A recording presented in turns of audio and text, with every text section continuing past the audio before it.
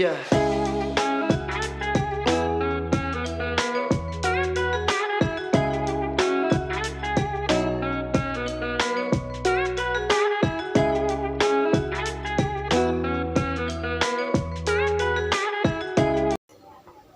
নমস্কার, কেমন আছো তোমরা সবাই? আশা করি ভালো আছো। আমার নতুন একটি ব্লগে তোমাদের সবাইকে স্বাগত জানাই। আজকে হচ্ছে সোমবার, তো সোমবারে স্নান টান করে পুজো টুজো করে নিয়েছি। কারণ সোমবারে আমি প্রত্যেক সোমবার পুজো করি, না খেয়েই থাকি। পুজোর শেষে তারপরে খাই, মানে পুজো শেষ করে তারপরে জল টল খাই, তারপরে নাস্তা টাস্তা খাই। যাই হোক, এখন যাব হচ্ছে রান্নার ডিউটিতে। আর তার আগে তোমাদেরকে একটু বাইরেটা দেখাই। এখন তো বর্ষাকাল, কখনো বৃষ্টি হচ্ছে, কখনো রোদ উঠছে, কোনো ঠিক নেই। সকাল সন্ধ্যা দুপুর রোদ বৃষ্টি এরকমই চলছে সব জায়গাতেই। তো এখন এখানে মানে ভাদ্র মাস থেকে, মানে শ্রাবণ মাস আর ভাদ্র মাস, এই দুটো মাস মিলিয়ে প্রত্যেক দিন প্রায় ভোর থেকে একদম সন্ধ্যা পর্যন্ত, তোমাদেরকে এর আগেও ব্লগে দেখিয়েছি, সেই বাজনা টাজনা বাজিয়ে, মানে মিউজিকের মাধ্যমে ভগবানের যে নাম কীর্তন হয় সেগুলো না, এরা একটা মন্দির থেকে আরেকটা মন্দিরে ঘুরে ঘুরে মানে করে থাকে, যায় আর কি। তো সেটাই এখন তোমাদেরকে দেখাবো। অনেক রকমের ড্রেস পরে আসে, অনেক রকমের বাজনা থাকে, আর শুনতেও ভালো লাগে বেশ। তো তোমাদের সঙ্গে একটু শেয়ার করি। সকালে দুপুরে প্রায় যখন তখনই আমাদের এই চকটাতে আসছে। এখানে বৌদ্ধ মন্দির আছে, 2-3টে মন্দির চকে খেয়াল করলে দেখতে পাবে। তো ওই মন্দিরেই আসে সব সময় বাজনা। চলো একটু দেখাই, তারপরে যাব রান্না করতে। তোমাদেরকে তো আগেই বললাম যে এই শ্রাবণ মাস থেকে ভাদ্র মাস পর্যন্ত এই রকমভাবেই চলছে। ওনারা এক মন্দির থেকে অন্য মন্দিরে যাচ্ছে, আর মিউজিকের মাধ্যমে, মানে এইরকম বাজনা টাজনা নিয়ে ভগবানের, মানে মুখে যে হরিনাম সংকীর্তন হয় সেরকম নয়। ওগুলো তো ইস্কনে হয়, আগেও বলেছি। এখানে ওরকম হয় না, এই বাজনার মাধ্যমেই হয়। তো ওনারা ওই এক মন্দির থেকে আরেক মন্দিরে যায়। আর আমাদের এই যে চকটা, মানে ফাঁকা জায়গাটা, ওখানে 2-3টে মন্দির আছে ভেতরে। ওখানে হোম যজ্ঞ বিয়ে টিয়ে অনেক কিছুই হয়। আর পাশাপাশি আরও 2টো মন্দির আছে যেগুলোতে এমনি পুজো টুজো হয়। কী ঠাকুর আছে মানে জানি না, শীতলা ঠাকুরের মতো দেখতে। একবার গিয়েছিলাম ভেতরটা, তো ওখানেই এই মন্দিরগুলোতে মানে ঘুরে ঘুরে বেড়ায় আর কি, এক মন্দির থেকে আরেক মন্দিরে যায়। এরকমভাবে পুরো এই যে শ্রাবণ ভাদ্র মাস একদম 2 মাস টানা চলবে।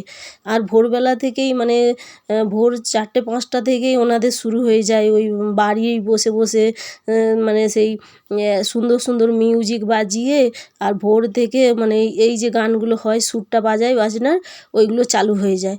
আর বাঁশির সুর এত সুন্দর দেয়, শুনলে মানে মনটা জুড়িয়ে যাবে। কিন্তু ভোরবেলা তো ঘুমের টাইমে, আমরা তো অত ভোরবেলা উঠি না, নেপালিরা ভোরবেলা উঠে পড়ে।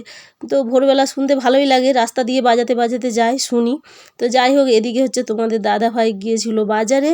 বাজার থেকে, দূরের বাজারটা গিয়েছিল, তো ওখান থেকে নিয়ে এসেছে জ্যান্ত রুই মাছ।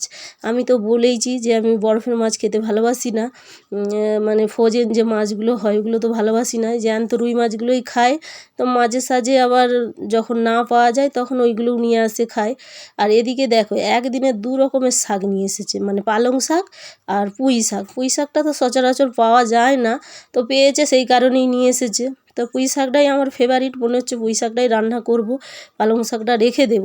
তো এখানে তো সবসময় শাক পাওয়া যায়, মানে পালং শাকটা সারা বছরই পাওয়া যায়। শীতকালে তো প্রচুর পাওয়া যায়, তা না হলেও ফুলকপি, বাঁধাকপি, পালং শাক এইগুলো সারা বছর পাওয়া যায়। এই যে কুমড়োটা আর বেগুন, আর সঙ্গে কাঁচা লঙ্কা আছে। এবার আমি মাছগুলো এখন ভেজে নেব। মাছগুলোকে আমি ধুয়ে নুন মাখিয়ে রেখেছিলাম, এখন এবার হলুদ মাখিয়ে ভেজে নেব। মাছটাকে আমি আগেই নুন মাখিয়ে রেখে দিয়েছিলাম, পরে এখন ভাজার সময় হলুদটা মাখিয়ে ভাজবো। কারণ আগে থেকে যদি নুন হলুদ দুটোই মাখিয়ে রেখে দিই, তাহলে হচ্ছে মাছটা একটু নরম হয়ে যেতে পারে। এটা জ্যান্ত মাছ, হয়তো কিছু হবে না, তবুও আমি ভাজার সময় হলুদটা মাখাই, আর না হলে কড়াতেই হলুদটা দিয়ে দিই। তো আর এদিকে আছে একটু তেলপোড়াটা ভাবছি পুঁই শাকে দেবো না মাছের মাথাটাও দেবো, সেই কারণে তেলটা হয়তো আলাদাভাবে রান্না করতে পারি। দেখা যাক রান্না করার সময় কি করা যায়। তো এখন চলো কিচেনে যাওয়া যাক। মাছগুলো ভেজে রেডি করে নিয়েছি, দুপুরে রান্না টান্না সব করে নিয়েছি। তো সেইগুলো কী কী রান্না করেছি সেগুলো খাওয়ার সময় তোমাদেরকে বলবো।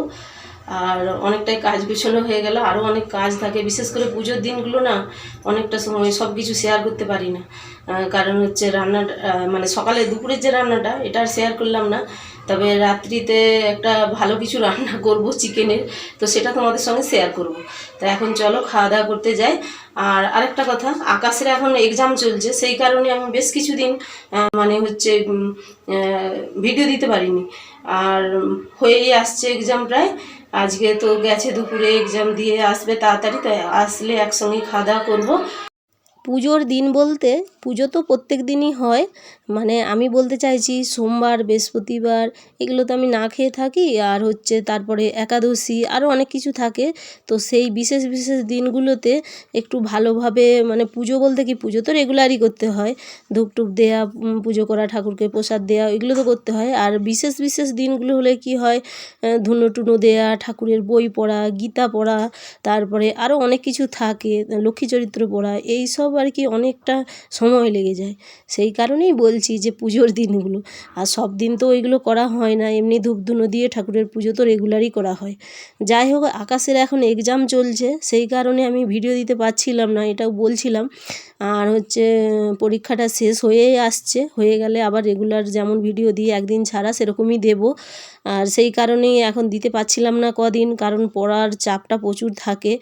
আর এই ভিডিওটা হয়তো এখন যাচ্ছে, তার আগে আমি আরও দুটো ভিডিও ছেড়ে দিয়েছি, তখন ওকে মানে এখন যে দিচ্ছি এখন কিন্তু এক্সামটা শেষ হয়ে গেছে, তখনটা ছিল, এখন ভয়েস দিচ্ছি বলে তাই বললাম।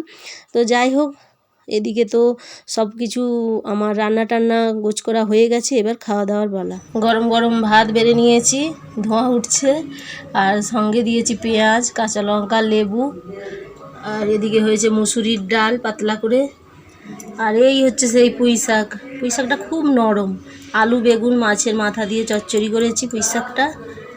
আর এদিকে হয়েছে জ্যান্ত মাছের, মানে রুই মাছের তেল ঝাল, আর ভাজাও একটা দিয়েছি আকাশবাবুকে, খাবে কি না জানি না, না খেলে ডিম করে দিতে হবে। সব রেডি করে দিয়েছি, এবার আকাশবাবু খেয়ে নেবে, কারণ এখন তো এক্সাম চলছে, স্কুল থেকে চলে এসেছে তাড়াতাড়ি। আর এই যে রেডি করে নিয়েছি, আর মাছের ঝালটা কতটা খায় দেখে দেবো। পুঁই শাকও খাবে না হয়তো, অল্প একটু হয়তো খাইয়ে দিতে হবে। এদিকে বানিয়েছি সন্ধ্যাবেলা হচ্ছে মালপোয়া, আকাশবাবু বলেছে সেই জন্য। আর তোমাদেরকে বলেছিলাম যে চিকেনের একটা রেসিপি বানাবো, তো চিকেনের রেসিপিটা বানিয়েছিলাম, সেটা হচ্ছে অন্য একটা ভিডিওতে দিয়ে দিয়েছি। আর এই চিকেনটা, এইটা বানিয়েছিলাম চিকেন ফ্রাই, তো তোমরা এর আগে আমি 2-3 বার দিয়ে দিয়েছি, সেই জন্য আর দিলাম না। আর এটা হচ্ছে চিকেনের স্কিন। তো আজকের ব্লগটা এই পর্যন্তই।